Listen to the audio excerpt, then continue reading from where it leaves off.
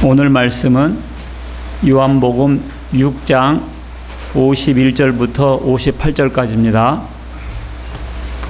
요한복음 6장 51절부터 58절까지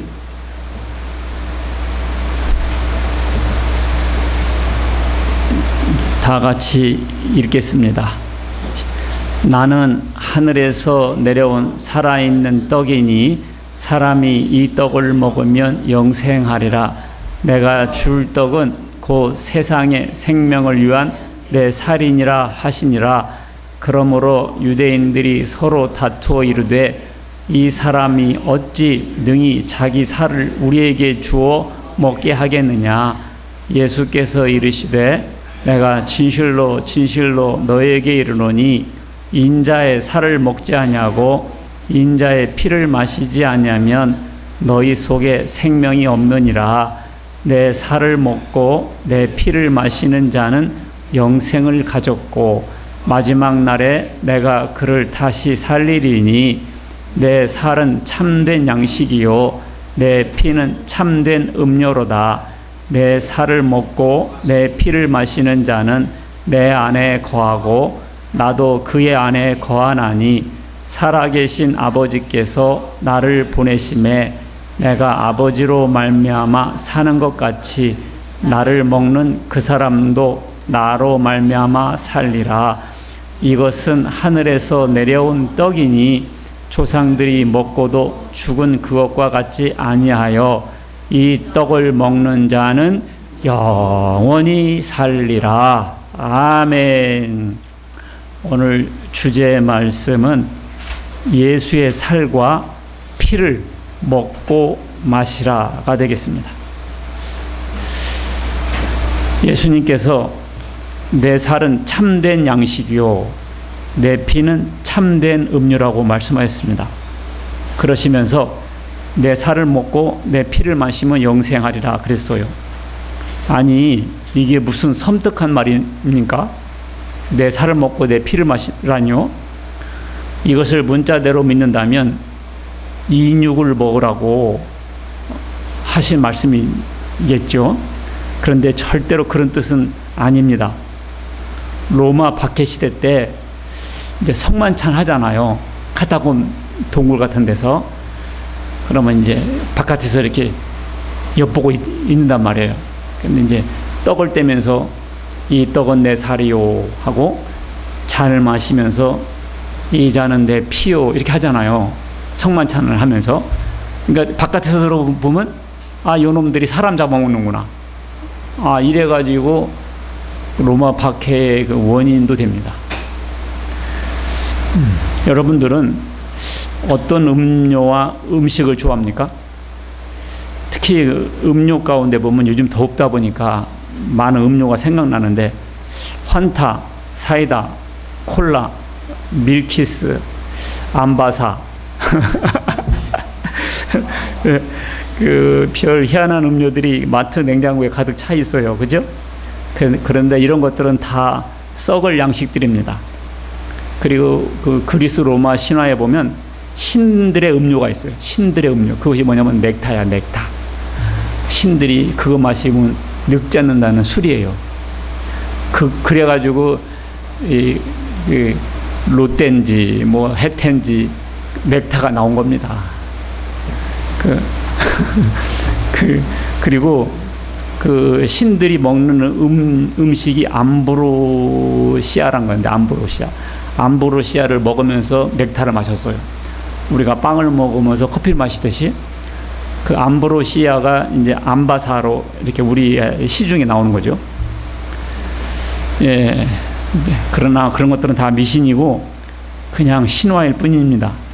저는 오늘 여러분들에게 썩지 않고 영생을 주는 참된 음식, 참된 음료, 리얼 푸드, 리얼 드링크를 소개하고자 합니다. 알겠죠? 참 잘 오셨네. 야, 내가 오늘 신입생들이 들었으면 좋겠다 하면 설교를 준비했거든요. 네. 근데 뭐 인터넷을 통해서라도 꼭 들으시길 바라겠습니다. 자, 내 살을 먹고 내 피를 마시라. 이것을 첫 번째 페이퍼에 1번 뭐라고 됐습니까? 잘못된 해석. 잘못된 해석을 먼저 소개하겠습니다. 첫 번째, 이것은 성만찬을 말한 거다. 이것을 뭐라고 말한 거다? 성만찬을 말한 거다. 네, 이것이 잘못된 해석입니다. 왜냐면은, 자, 왜 이것이 성만찬하고 예수님 말씀하고는 좀 다른 거예요, 오늘은. 첫 번째, 성만찬을 했다고 영생하는 것이 아닙니다. 여기서는 살과 피를 먹으면 영생한다고 그랬잖아요. 근데 우리가 성만찬이 뭔지 알죠? 떡을 좀 먹으면서 이것은 예수님의 피다. 그리고 포도주 잔을 좀 마시면서 예수님의 피다. 먹는 거 있잖아요. 그것은 예수님의 죽음을 기념하는 거예요. 예수님 오실 때까지. 그래서 그 성만찬을 먹었다고 해서 영생하는 것이 아니기 때문에 그렇습니다. 여기 살과 피를 먹으면 영생하자 해야 되거든요. 근데 성만찬 참석했다고 영생하지 하는 것은 아니거든요. 믿음으로 구원받는다는 것이 성경 전체의 교훈입니다. 에베소서 2장 8절 보면 너희는 그 은혜에 의하여 믿음으로 말미암아 구원을 받았나니 그랬거든요. 뭘로 구원받았다? 믿음으로. 성만찬으로 구원받았다고 하지 않았습니다. 두 번째는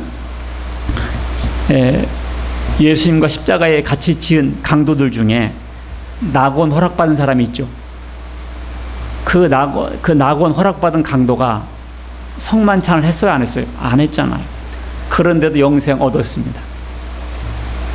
그리고 오늘날 교회에서 성만찬에 참여하고도 구원받지 못한 사람들도 있어요.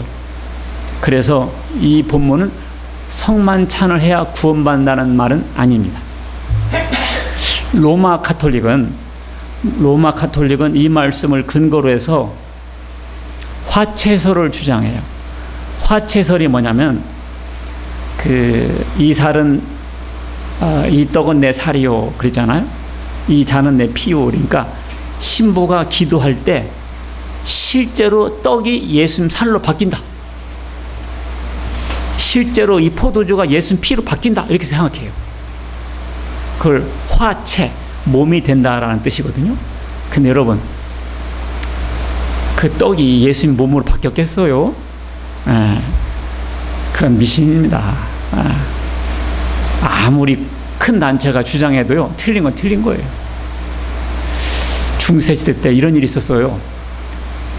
그 포도주 단지에 파리가 빠져버렸네. 파리가 빠졌어요. 그러니까 그 예수님 피에 파리가 빠진 거잖아요. 그 사람들 생각으로. 그러니까 이 파리가 거룩해졌냐, 포도주 잔이 오염됐냐, 이거하고 싸웠습니다. 그 뭐겠어요? 그냥 파리가 빠진 거죠.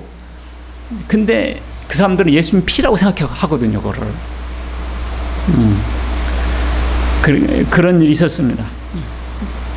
그런데 이 본문은 성만찬을 말한 것은 아니에요. 성만찬은 예수님이 잡히시던 날에 최후의 만찬을 한 거거든요. 그 최후의 만찬을 앞으로 기념해서 성만찬이 된 겁니다, 오늘날. 그 성만찬은 언제 제정이 됐죠? 예수님이 잡히시던 밤에 그때 성만찬이 제정이 됐어요. 그러니까 요한복음 6장 때 내 살을 먹고 내 피를 마시라, 이것은 성만찬에 관한 얘기가 아닙니다. 여기까지 이해했어요? 두 번째, 이것을 유월절로 해석하는 겁니다. 뭘로 해석한다고요? 유월절. 이것은 안상홍 하나님 교회에서 그렇게 해석하는데요. 안상홍 하나님 교회에서는 여기 보니까 내 살을 먹고 내 피를 마신 자는 영생한다 그랬잖아요. 이것이 바로 유월절이다. 그래서 유월절을 해야 죄사함 받고 구원받는다. 그리고 유월절이 유대력으로 1월 14일이거든요. 우리나라로 말하면 3, 4월쯤 돼요. 그래서 그날 딱 유월절을 지켜야 구원받는다 그럽니다. 그리고 기독교인들은 유월절을 폐지했는데 안상홍님이 그걸 복원해서 안상홍님이 구세주고 안상홍님이 하나님이다라고 주장해요. 이게 주변에 보면 큰 건물들 많아요. 그게 하나님의 교회라는 간판들을 걸고 있는데 거기 안상홍 하나님의 교회입니다. 그 사람들이 요 성경 구절을 유월절로 해석해서 그 사람들은 유월절을 지켜야 구원받는다고 가르치죠. 자, 그러나 그것이 잘못된 해석입니다. 왜냐하면 유월절은 폐해졌다. 뭐라고요? 유월절은 폐해졌습니다. 유월절은 유대인의 절기로서 복음 이방으로 전파되면서 폐해진 절기예요. 자, 골로새서 2장 16절로 봅시다. 골로새서 2장 16절 보면, 자, 여기 보세요. 그러므로 먹고 마시는 것과 절기나 초하루나 안식일을 이유로 누구든지 너희를 비판하지 못하게 하라. 이것들은 장래의 그림자이나 몸은 그리스도의 것이니라. 자, 먹고 마시는 것, 절기 가운데 유월절도 들어가죠. 초하루, 안식일을 이유로 누구든지 너희를 뭐하지 못하게 하라? 비판하지 못하게 하라. 왜? 이런 것은 이미 끝났기 때문에 그런 겁니다. 이것을 표준 세번역으로 다시 볼게요. 자, 여기 보세요. 졸지 말고요. 자, 자, 여기 보시면, 그러므로 여러분은 먹고 마시는 일이나 명절이나, 유월절이 명절이거든요. 초승달 축제나 안식일 문제로 어떤 사람도 여러분을 심판하지 못하게 하십시오. 이런 것은 앞으로 올 것들의 그림자일 뿐이요, 실체는 그리스도다, 그 말입니다. 그러니까 구약의 절기들 있잖아요. 이것들은 예수님에 대한 뭐다고? 그림자였습니다. 그러니까 예수님이 실제로 오셨으므로 구약에 있는 절기들은 폐해졌다, 그런 뜻이에요. 알겠죠? 근데 유월절을 지켜야 구원받는다는 것은 뭔 말이요? 틀린 거죠. 그리고 유월절을 꼭 지켜야 하는가? 이 사람들은 1월 14일을 꼭 지켜야 된다고 그래요. 그런데 정통교회에서는 유월절 자체가 폐지됐기 때문에 상관없이 이 성만찬을 합니다.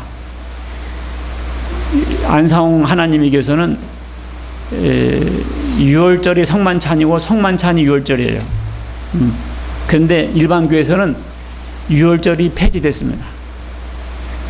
그렇기 때문에 성만찬은 아무 때나 해요, 일반 교회에서는. 근데 안상홍 하나님의 교회에서는 1월 14일 그날만 딱 해야 된다고 주장합니다. 그런데 성경 보면 사도행전 2장 46절에 보면 모일 때마다 성만찬을 했어요. 초대교회 때는 모일 때마다 만찬을 했습니다. 원래는 사실 주일 예배 때마다 성만찬을 사실 해야 돼요. 그리고 그 사도행전 20장 6절로 7절 보면 유월절을 지나서 12일이나 돼서 그때 또 성만찬을 또 합니다. 그리고 고린도전서 11장 보면 성만찬에 대해서 말씀하는데 유월절이라는 단어는 한 명도 안 나와요. 그래서 이 성만찬은 우리 구원받은 성도들이 모일 때마다 아무 때나 하면 되는 거예요. 그날 하루 딱 이날만 하나님이 받으신다, 이런 말은 틀린 말입니다. 유월절을 지켜야 죄산 받는가? 그렇지 않죠. 어떻게 죄산 받아요? 우리가 유월절을 지키고 떡과 포도주가 우리 죄를 해결하는 것이 아니에요. 예수님의 보혈의 공로를 믿을 때 죄를 사함 받는 것입니다. 유월절을 지켜야 영생하는가? 안상홍 하나님의 교회가 꼭 그렇게 주장하니까요. 유월절을 지켜서 영생하는 게 아니에요. 요한복음 5장 24절 보시면, 요한복음 5장 24절 보시면 좀 올려주세요. 자, 진실로 진실로 너에게 이르노니 내 말을 듣고 나 보내신 이를 믿는 자는 영생을 얻었고, 그랬거든요. 그러니까 믿는 자가 영생을 얻는 것이지 유월절을 지키는 자가 영생을 얻는다는 것이 아닙니다. 그래서 잘못된 해석 배웠어요. 그러면 올바른 해석은 뭘까요? 살과 피를 먹으라는 올바른 해석. 자, 인자의 살과 피를 먹으라는 말은 첫 번째, 예수를 믿으라는 말씀이다. 뭐라고요? 예수를 믿으라는 말씀이다. 왜냐면은, 자, 요한복음 6장 54절 보면, 요한복음 6장 54절 보면 좀 올려주세요. 자, 이거 보면, 내 살을 먹고 내 피를 마시는 자는, 그 다음에 뭐예요? 영생을 얻었다. 그랬죠? 그런데, 요한복음 6장 47절 봅시다. 시작. 진실로 진실로 너에게 이르노니 믿는 자는 영생을 가졌다. 그러면 살과 피를 먹고 마시는 자가 뭐예요? 믿는 자죠. 믿는 자. 그러니까 성경은 성경으로 해석한다. 성경은 자신이 해석자다 그럽니다. 성경은 뭘로 해석한다고요? 성경으로 해석한다. 기도해가지고 계시받아서 푼다. 이것이 이단 교주들이 하는 말이에요. 성경은 뭘로 푼다? 성경으로. 내 살을 먹고 내 피를 마신 자는 영생한다 그랬잖아요. 근데 다른 구절에 보니까 믿는 자는 영생을 얻다. 그럼 내 살을 먹고 내 피를 마시는 자가 뭔 말이에요? 믿는 자죠. 예수를 믿는 자. 그것이 살과 피를 마시는 거예요. 다른 거 아니에요. 성만찬도 아니고 유월절도 아니에요. 예수 그리스도를 믿는 자가 살과 피를 먹는 거예요. 여기까지 이해하셨죠? 그 다음에 자, 마지막 날에 예수님이 다시 살린다 그랬어요. 마지막 날에 다시 살린데 그 사람들이 누가 사냐? 내 살을 먹고 내 피를 마시는 자는 마지막 날에 다시 살린다 그랬어요. 자, 요한복음 6장 40절 봅시다. 시작. 내 아버지의 뜻은 아들을 보고 믿는 자마다 영생을 얻는 이것이니 마지막 날에 내가 이를 다시 살린다. 마지막 날에 누굴 살린다고요? 믿는 자. 아들을 보고, 아들이 누구죠? 예수님을 믿는 자. 그러니까 마지막 날에 영생을 얻는 자도 믿는 자고 마지막 날에 다시 살림을 받는 자도 믿는 자였습니다. 그러니까 살을 먹고 피를 마신다는 것은 뭐라고요? 예수님을 믿는 거였습니다. 쉬워요. 어려운 거 아니에요. 근데 이거 모르면 어려워요. 자, 작은 두 번째로 예수 그리스도의 구속 사역을 믿으라는 말입니다. 살과 피를 먹으란 말은 예수 그리스도의 구속 사역을 믿으라 그 말이에요. 구속에는 두 가지 의미가 있어요. 몇 가지 의미가 있다? 두 가지. 첫 번째는 구속은 팔린 것을 다시 사는 것이다. 알겠죠? 구속은 뭐라고요? 팔린 것을 다시 사는 거예요. 그래가지고 어떤 것이 팔렸어요? 그것을 산 사람한테 그 값을 주고 다시 사는 거야. 그걸 이제 물은다 그러죠. 물은다. 우리가 죄를 져가지고 죄와 죽음 아래로 팔렸습니다. 그런데 하나님께서 예수님의 피를 주고 우리를 산 거죠. 그걸 구속이라고 합니다. 알겠죠? 그런 뜻이 있고요. 두 번째는 또 올려보세요. 두 번째는 해방을 뜻한다. 뭐를 뜻한다? 해방. 구속은 뭘 뜻한다? 해방. 첫 번째는 뭐라 그랬어요? 다시 사는 것. 두 번째는 해방. 그러니까 구속이라든지 속량이라든지 구원이라든지 이런 단어가 나오면 이 두 가지 개념으로 딱 생각하면 되는 거예요. 다시 사서 우리를 원상 회복을 시켰는가, 아니면 죄와 사망으로부터 해방을 시켰는가.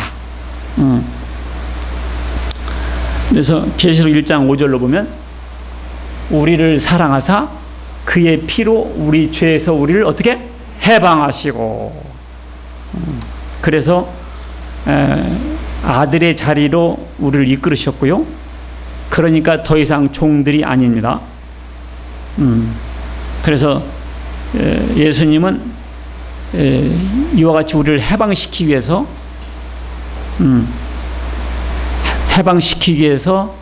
예수님께서 피를 흘려서 죽으셔야 했던 것입니다. 하나님이 피 흘림 없이는 죄 사함이 없다라고 말씀하시고 피로 죄가 속해지게끔 정해 놓으셨기 때문에 그 길을 가셨던 거예요. 자, 십자가의 죽으심은 죄인들을 구원하시려는 하나님의 뜻이 있었습니다. 하나님의 공의의 법은 범죄자가 죄값을 갚는 거죠.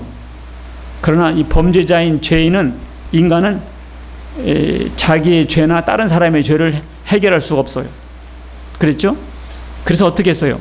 하나님이 직접 하시기로 했고, 하나님은 죽을 수 없으니까 사람의 몸으로 오셔가지고 죽어주신 거죠. 그분이 예수님이고요. 그래서 예수님의 십자가의 죽음은 구약 1500년 동안 제사를 지냈잖아요. 구약의 짐승을 통해서. 그 제사들의 참 제사였습니다. 그래서 예수님의 제사에 의해서 구약 백성들의 모든 죄도 속죄가 됐어요. 자, 예수 그리스도는 왜 십자가를 지셔야 했는가? 유대 종교인들은 예수님을 죽이고 싶었지만 죽일 구실이 없었어요. 그래서 어떻게 했냐면 정치범의 형태로 예수님을 죽였던 거거든요. 그 당시 로마에 대항해서 항거를 하거나 독립운동을 한 사람들은 십자가형으로 죽였습니다. 그러니까 예수님이 십자가형 돌아가셨죠? 그게 무슨 형태냐면 로마의 정치범이라는 뜻입니다. 그게. 그래서 예수 십자가 위에 죄패가 뭐예요? 유대인의 왕이라고 써 있잖아요. 그러니까 로마 총독의 입장에서 볼 때는 이 사람이 독립운동하다 잡혀서 죽였다 해서 십자가에 걸었다, 그런 뜻이거든요. 그래서 이 사람들이 예수님을 십자가에 걸었는데 사실 예수님은 정치범이 아니죠. 예수님은 절대로 위험한 인물이 아니었어요. 그래서 빌라도가 물어봐요. 네가 유대인의 왕이냐? 왜냐면 빌라도는 알고 있었거든요. 유대 종교들의 시기와 질투로 예수님을 저렇게 밀고 한다는 것을. 그러니까 예수님께서 뭐라고 그랬어요? 내 나라는 땅에 있지 않고 하늘에 있다라고 분명히 말씀하셨거든요. 그러니까 이 로마 총독 입장에서는 죽일 죄가 하나도 없었던 거죠. 예, 그런데 왜 나무 십자가에 못을 박았느냐? 자, 이런 이유가 있었습니다. 신명기 21장 23절 보면요, 구약 성경에 보면 여기 보세요. 나무에 달린 자는 하나님께 저주를 받았습니다. 아, 이런 구절이 딱 있는 거예요, 신명기에. 그러니까 예수님이 나무에 달렸잖아요. 나무에 달린 자는 뭐라고요? 하나님께 저주를 받았다, 그런 것이죠. 그러니까 예수님이 왜 저주받았냐? 왜? 예수님 저주받을 죄가 없으시거든요. 왜 받으셨느냐? 나 때문에, 우리 때문에 받으셨구나. 원래 우리가 십자가에 걸려야 되거든요. 근데 예수님이 대신 걸렸다는 거죠. 자, 갈라디아 3장 13절 시작.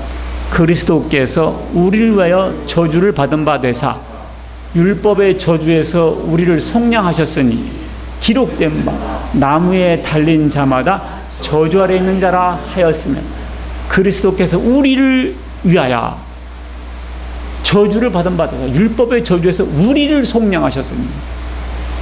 자, 여기 오늘 신입생들이 있으면 내가 자기 이름 대고 읽어보라고 시키려고 내가 마음속에 딱 먹고 왔는데 신입생이 없어가지고 시킬 사람이 없어지고. 자, 그리스도께서 우리를 위하여, 우리 속에 내가 이름 딱 들어야 돼. 그리스도께서 나를 위하여 저주를 받으사 율법에 의해서 나를 속량하셨으니. 그러니까 내가 나무에 달려야 되는데 예수님이 달리셨다고요. 그래서 이 성경을 이루어야 되니까, 이 성경 구절을 이루어야 되니까 예수님이 정치범 형태로 가신 거예요. 사람들은 다 자기들 생각으로 열심히 했는데 알고 보니 성경이 다 기록된 거예요. 그러니까 예수님이 저주를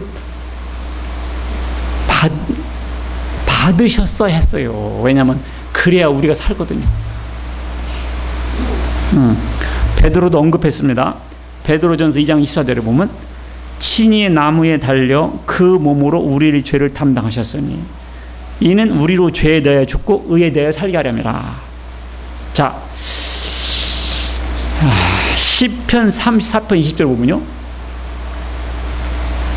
시편 34편 20절 좀만 올려보세요. 여기 다 같이 읽습니다. 시작. 그 뼈가 하나도 꺾이지 아니하리라.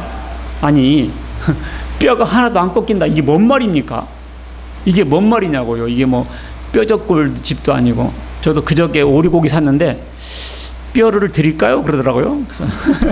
그래서 주지 말아요. 나 그거 어떻게 해먹을지 모르니까. 그것이 혹시 고깃집이라면 내가 이해하겠어요. 아니, 성경에 뭐 뼈가 꺾이지 아니한다. 이게 뭔 말이냐 갑자기. 뼈가 안 꺾인다. 이게 어쩌라고요 이게. 그죠? 그런데 예수님께서 십자가 지실 때 십자가 못 박아보면요 사람이 금방 안 죽어요. 봐봐요. 나무에다 손과 발을 못을 박아가지고 걸어놨어. 죽겠어요? 안 죽어요. 그래서 어떡합니까? 다리 뼈를 꺾어가지고 죽여버렸다고요. 그래서 예수님은 가운데 십자가를 지셨고 좌우에 강도들이 있었는데 좌우의 강도들은 다리를 꺾어버렸어요. 로마 병정이. 근데 예수님께 와서 다리를 꺾으려고 하니까 어떻게 됐어요? 이미 돌아가셨어요. 그래서 꺾을 필요가 없었습니다. 그래서 예수님 뼈는 하나도 꺾이지 않았어요. 이 일이 일어난 것은 뼈가 하나도 꺾이지 아니하라는 성경을 이루기 위함이었더라. 요한복음 19장 30절에 딱 나와요. 이야, 예수님의 십자가 사건을 이렇게 자세하게 써놓은 거예요. 구약 성경에 몇백 년, 몇천 년 전에. 신입생도 이런 설교를 들어야 예수를 안 믿을 수가 없고, 이야, 예수님이 그냥 어쩌다가 돌아가신 거 아니고 그냥 뭐 이렇게 돌아간 것이 아니라니까요. 막 자기끼리 열심히 사는데 이미 다 하나님 예언해 놓은 거예요. 이야, 이것부터 보세요. 민수기 9장 12절 보면요, 유월절 행사를 하는데, 유월절이 뭐예요? 이스라엘민족이 출애굽을 할 때 애굽 사람들이 안 보내주니까 재앙을 퍼붓잖아요. 10가지. 제일 마지막 재앙이 뭐죠? 장자 죽이는 재앙이었습니다. 그럼 이스라엘 사람들한테는 이걸 어떻게 면하겠어요? 양을 잡아서 문에다 피를 발라라. 그러면 그 피를 보고 천사가 건너가서 죽이지 않습니다. 문에 피가 없는 집은 들어가 죽였잖아요.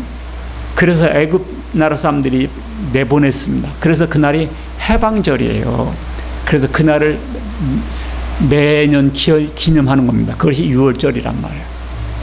그래서 그날 해마다 양을 잡고 그 문에다 피도 발라보고 하면서 그날을 다시 한번 시연을 합니다. 근데 양을 잡을 때 뭐라고 했냐면 뼈를 하나 꺾지 말라고 그랬어요. 아니, 하나님이 무슨 뼈를 꺾어라, 털을 뽑아봐라, 뭐 이런 얘기를 하셨는가? 알고 보니까 우리의 유월절 양, 고린도전서 5장 7절, 우리의 유월절 양 그리스도께서 희생되셨느니라. 예수님의 죽음이 뭐라고요? 유월절 양. 그날 양이 죽은 유대인 집은 살았고요. 그날 양이 안 죽은 애굽 사람들은 죽었습니다. 그날 양이 죽은 사람들은 살았고요. 그날 양이 안 죽은 사람들은 죽었습니다. 예수님의 죽으심이 나와 우리 가정을 위한 죽음이라고 믿을 때 내가 삽니다. 예수님의 죽음과 아무런 관계없는 사람들은 그가 죽습니다. 그래서 예수님이 한 마리 유월절 양으로 돌아가셨단 말이에요. 그러니까 뼈를 꺾지 말라는 것처럼 예수님 뼈가 안 꺾인 거예요. 이 상관관계를 보라고. 야, 자, 예수님의 죽으심은 나를 위한 희생 제물로 믿으라는 말이었습니다. 십자가에서 죽으심은 화해 제사였어요. 예수님의 죽으심으로 하나님과 세상이 화해하게 됐습니다. 원래 화해는 뭐죠? 가해자가 피해자에게 금전적 보상을 하고 화해하는 거죠. 사람이 범죄함으로 사람이 가해자예요. 하나님이 피해자입니다. 그런데 피해받으신 하나님께서 보상하셨어요. 자기 아들을 대신 내주고 죄 없다 여겨주고 화해를 했습니다. 참. 그래서 요한일서 4장 10절을 보면 하나님이 우리를 사랑하사, 왜 그렇게 했을까요? 사랑해사 우리 죄를 속하기 위하여 화목제물로. 그러니까 가해자가 피해자에게 돈 주고 화해하잖아요. 근데 하나님께서 오히려 그 보상물로 당신 아들을 죽이어서 화해를 받으셨다는 겁니다. 화목제물로. 그러니 그 예수님을 인정하지 않고 그 제사를 인정하지 하지 않으면 어떻게 해요? 하나님과 나는 진노 사이에 머물러 있는 거죠. 그래서 예수님의 피가 하나님의 진노를 진정시켜요. 그래서 예수님의 피를 우리 죄의 용서의 속전,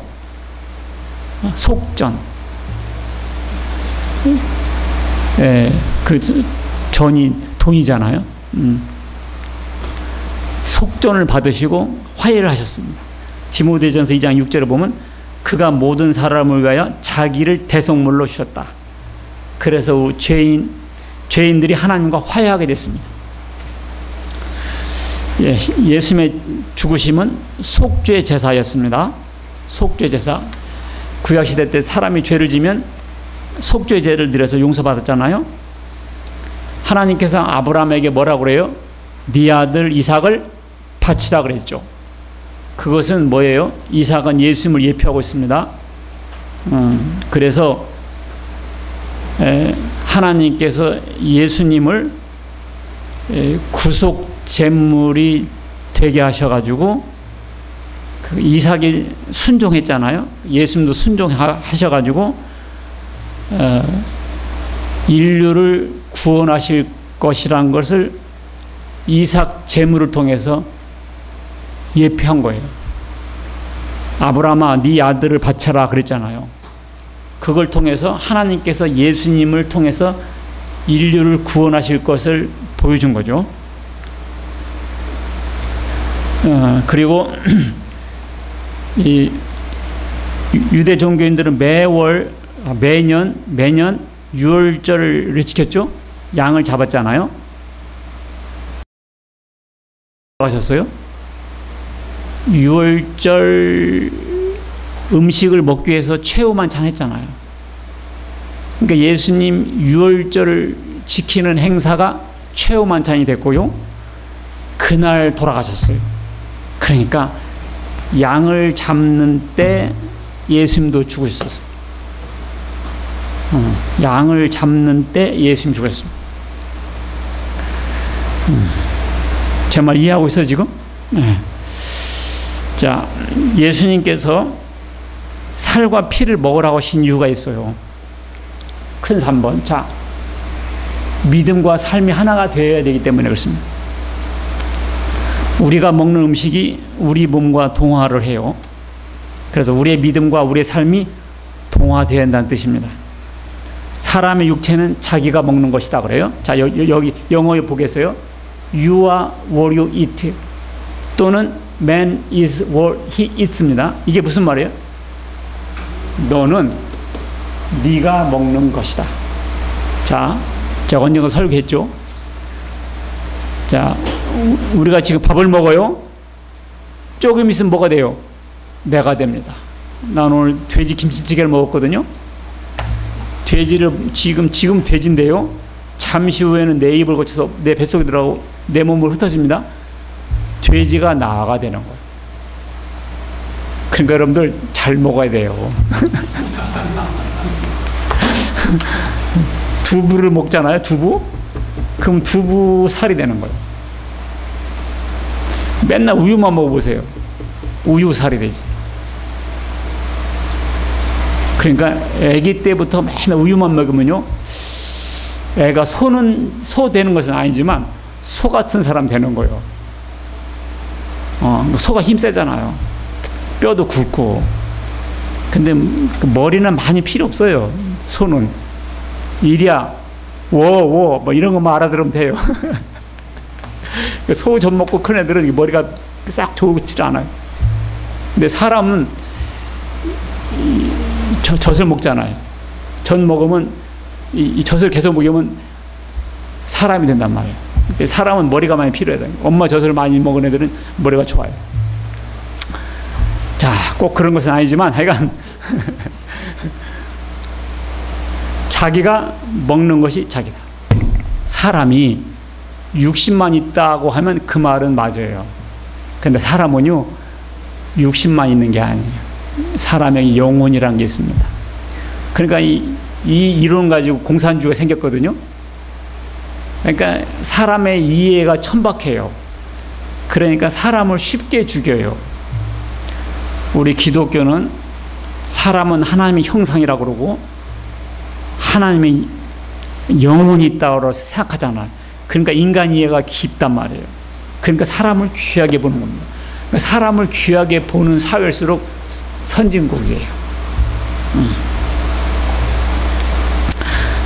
공산주의 이론을 계속 배우잖아요. 그럼 공산주의자가 돼요. 자유민주주의 교육을 배우잖아요. 어렸을 때부터. 그러면 자유주의자가 돼요. 우리가 그리스도의 말씀을 듣잖아요. 그럼 그리스도인이 됩니다. 이단의 교육을 자꾸 배우잖아요. 그럼 이단자가 되는 거예요. 무엇을 먹느냐가 그 사람의 가치관이 되는 겁니다. 그래서 예수님의 살과 피를 먹으라는 것은 우리 생활 가운데 예수님이 주인이 되어라는 뜻입니다. 우리 삶 가운데 뭐라고요? 예수님이 주인이 되어야 된다. 그래서 교회 오면 교인인데 나가면 교인이 없잖아요. 이것은 우리 생활 가운데까지 아직 영향을 끼치지 못해서 그렇습니다. 우리가 이 사진은 다 알죠? 잠깐 보겠어요? 내가 신입생들한테 뭐가 보이냐 물어보려고 했더니 신입생이 없네. 자, 뭐가 보입니까? 우리 보여요? 뭐 보여요? 아무것도 안 보여? 까맣고 하얀 것만 보이죠? 잘 봐봐요. 잘 봐봐요. 뭐가 보여요? 아직도 안 보이시는구나.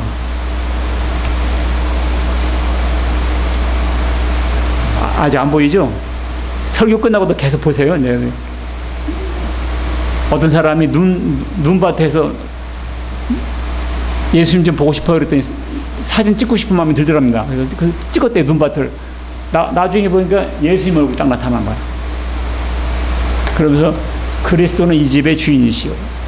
식사 때마다 보이지 않는 손님이시오. 모든 대화에 말없이 듣는 이시라. 그러니까 우리 생활 가운데 이렇게 예수님을 주인으로 인정하고 살으라는 뜻입니다. 두 번째는 그리스도와의 연합 때문이다. 뭐라고요? 그리스도와의 연합 때문이다. 6장 56절에 보면 내 살을 먹고 내 피를 마시는 자는 내 안에 거하고 나도 그 안에 거하나니 그랬거든요. 이것은 바로 연합을 의미해요. 나는 포도나무요 너희는 가지라 그랬죠. 떠나서 열매를 맺을 수 없다. 예수님과 우리가 어떻게 했다? 나무와 가지처럼 붙어 있다는 뜻이죠.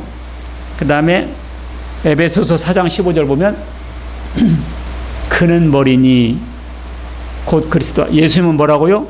머리. 그럼 우리는 뭐예요? 몸. 이렇게 되는 거예요. 머리통과 몸이 붙어 있잖아요. 예수님과 우리는 이렇게 연합되어 있다는 뜻입니다. 에베소 6장 31절 보면 사람이 부모를 떠나 아내와 합하여 둘이 한 몸이 되라. 그래서 결혼 제도가 생긴 거예요. 나는 그리스도와 교회에 대하여 말하노라. 이 비밀이 크도다. 사도 바울이 결혼 얘기를 하는 거예요. 남자와 여자가 부모를 떠나서 한 몸이 되라. 그러잖아요. 그래서 한 몸이잖아요. 나는 그리스도와 교회에 대하여 말한다. 그러니까 예수님은 신랑이고 교회는 신부인 거죠. 알겠죠? 어느 이단은 교주가 신랑이고 너희는 신부라. 그 엉터리예요. 이미 예수님이 신랑이고요, 교회가 뭐라고요? 신부예요. 그래서 신랑과 신부가 한 몸이 되는 것처럼 예수님과 교회가 한 몸이라는 뜻입니다. 이렇게 연합을 말하는 거예요. 자, 2000년 전에 예수님께서 십자가에 돌아가셨죠. 그 죽음이, 그 피 흘리심이 나와 무슨 상관이 있습니까? 어떻게 우리가 구원받는단 말입니까? 이게 신비하단 말이에요. 그것이 답이 뭔 줄 알아요? 연합에 있었습니다. 연합. 2000년 시공간에 떨어져 있지만 머리와 몸처럼 붙어 있다고요. 신랑과 신부처럼 붙어 있다고요. 이게 그리스도와 연합입니다. 내 살을 먹고 내 피를 마시자라는 것이 바로 이런 뜻도 있었던 거예요. 그러니까 우리가 이렇게 그리스도와 연합돼서 구원도 받고 특권을 누리는 것은 좋습니다. 근데 책임도 있어요. 책임도. 봐봐요.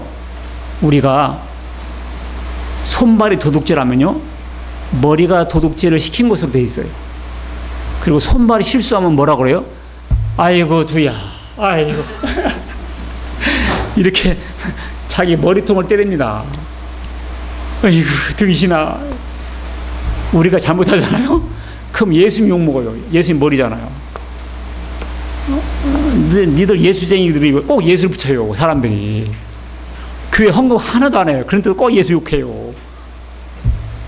자, 그런 책임이 있어요, 우리가. 왜냐하면 연합된 존재라 그런 겁니다. 예수님이 왜 내 살과 피를 먹으라고 했냐면요, 예수님의 죽으심이 그렇게 그의 사역에서 중요한 일이었기 때문에 그렇습니다.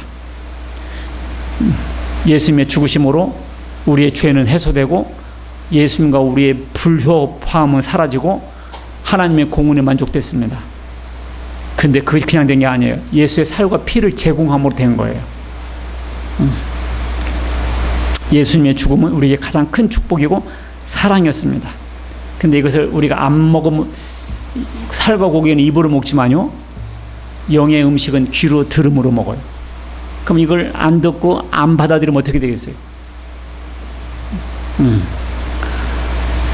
살 길이 없는 거예요. 살 길이 없죠. 자, 이런 뜻도 있어요. 각자가 믿어야 되기 때문에 그렇습니다. 음식은요, 남이 못 먹어줍니다. 천하 없어도요, 내 배에 들어간 것이 내 거죠. 남에 들어간 것이 내 거 안 돼요. 아무리 사랑해도 그렇습니다. 믿음이라는 것은 대신 해주는 게 아니에요. 아버지가 목사라고 아들이 자동적으로 구원받는 거 아닙니다. 야, 이거 쉽지 않아요. 나도 아들 놈들 2명 있는데 믿음 좋은데 가끔 나를 실망시킬 때가 있어요. 야,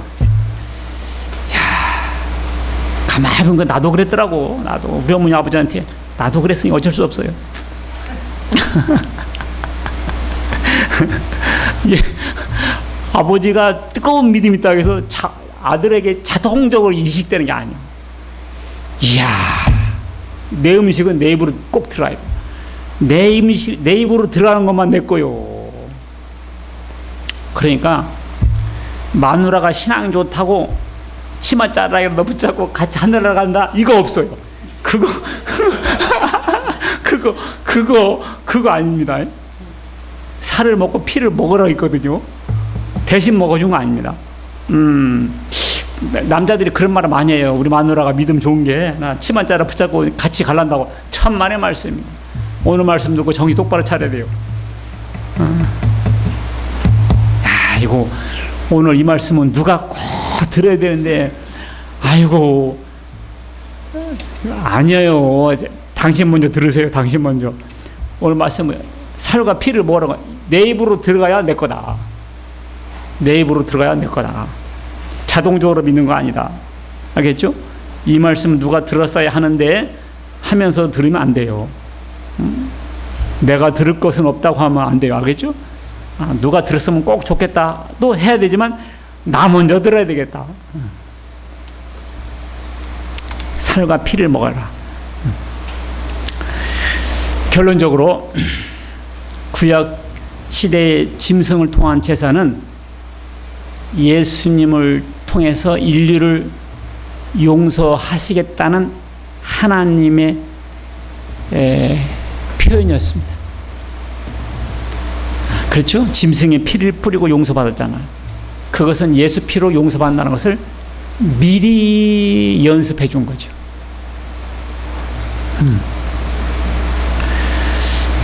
예수님의 피를 마시고 살을 먹으라는 것은 모든 삶에서 예수 그리스도와 동화되고 예수 그리스도와 연합되고 예수님의 죽으심이 내게 구원의 근거가 된다는 말씀입니다. 그것을 개인적으로 믿어야 된다는 말이에요. 피를 마셨냐 살을 먹었냐 그 말은 예수 믿고 구원받았느냐라는 뜻입니다. 그리고 예수님과 일치돼서 새로운 삶을 사느냐. 우리가 음식을 안 먹으면 죽습니다. 예수님의 살과 피를 먹지 않으면 죽습니다. 살 길이 없어요. 다른 길은 없습니다. 그러니까 얼마 전에도 어떤 대학생이 죽으면서 6명을 살렸더라고요. 간도 주고 신장도 주고 뭐 눈도 주면서. 그래서 자기는 죽지만 6명을 살렸어요. 예수님 죽으면서 여러 명가 저를 살린 거예요. 내 살과 내 피를 먹어라. 너무너무 슬픈 사랑 이야기였습니다. 이 살과 피를 안 먹으면 어떻게 살겠어요? 하나님께서는요, 내 아들의 피를 헛되이 않겠다라는 의지가 강하세요. 예수님도요, 나의 죽음을 헛되이 하지 말라. 그런 의미였습니다. 그 외에는 구원의 방식이 없습니다. 기도하겠습니다. 하나님 아버지, 감사드립니다. 내 살과 피를 먹어라. 간절한 말씀. 단장의 슬픔을 끊는 슬픈 사랑 이야기였습니다. 예수님 죽으시면서 우리를 살리신 그 음식, 그 말씀을 내 살로 삼고 내 피로 삼아서 거듭나게 하시고 새 사람 되게 해주시고 예수님의 죽음이 헛되이 하지 않는 삶을 살게 주시옵소서. 우리 주 예수 그리스도의 이름으로 기도합나이다. 아멘.